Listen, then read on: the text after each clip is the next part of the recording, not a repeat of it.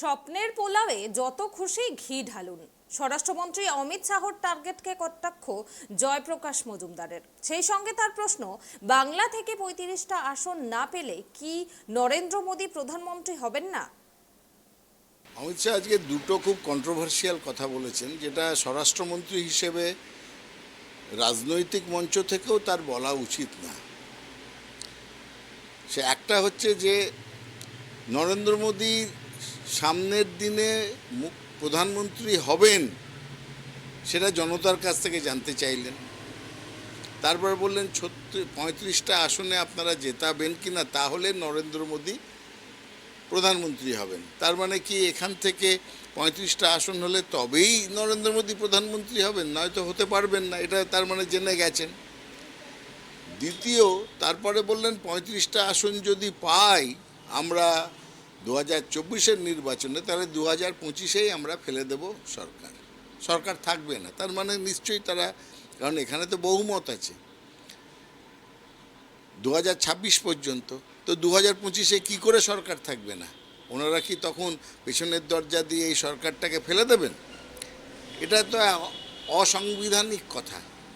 স্বরাষ্ট্রমন্ত্রী হয়ে সংবিধান মানব না, গণতন্ত্র মানব না, নিয়মকানুন মানব না, মঞ্চের ওপর থেকে উস্কাবো, এটা হতে পারে কখনই? বেআইনি কথাবার্তা, আইন বিরুদ্ধ কথাবার্তা। তাই জন্য বলছি, ওনার সাহস থাকলে একবার চেষ্টা করুন না। কেন ২০২৫? এখনও একবার চেষ্টা করে দেখুন না কি হয়। বাংলার মানুষ জানে, এবং উনি বলার কে যে কটা সামনের দিনে কে মুখ্যমন্ত্রী হবে কি না হবে, সেটা তো বাংলার মানুষ বলবে।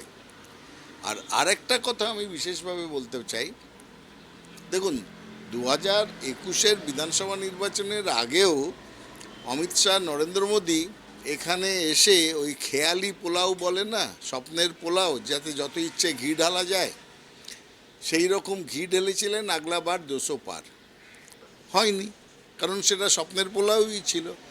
আসল জিনিসটা মুখ থুবড়ে পড়লেন যখন রেজাল্ট বেরোলো। এখন আবার বলছেন আগলাবার ৩৫ পার এই সামনের কথাতে, সেটাও খেয়ালি পোলাও, নিজের ইচ্ছে মতন ঘি ঢালছেন। নাম্বারটা বলতে তো অসুবিধে নেই, মাইক আছে ওনার সামনে, উনি বলে গেলেন সামনের দিনে ৩৫টা। আসল জায়গাটা কি? দুটো আসন জিতবেন তো? আমার কাছে, আমি প্রশ্ন রাখলাম, এবং আপনারা ২০২৪-এর যখন নির্বাচনের রেজাল্ট বেরোবে তখন দয়া করে একবার আসবেন আমার কাছে, মিলিয়ে নেবেন যে বিজেপি এই রাজ্য থেকে, পশ্চিমবঙ্গ থেকে দুটো আসনও যদি জিততে পারে, তাহলে বোঝা উচিত যে দারুণ রেজাল্ট করেছে।